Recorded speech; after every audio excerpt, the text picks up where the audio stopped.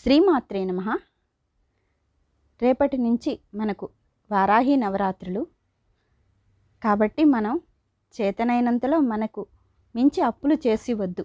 ఉన్నంతలో మన ఇంట్లో ఉన్న అమ్మవారి ఫోటోలోనే ఆ తల్లి ప్రతిరూపంగా భావించి చేసుకుందాం.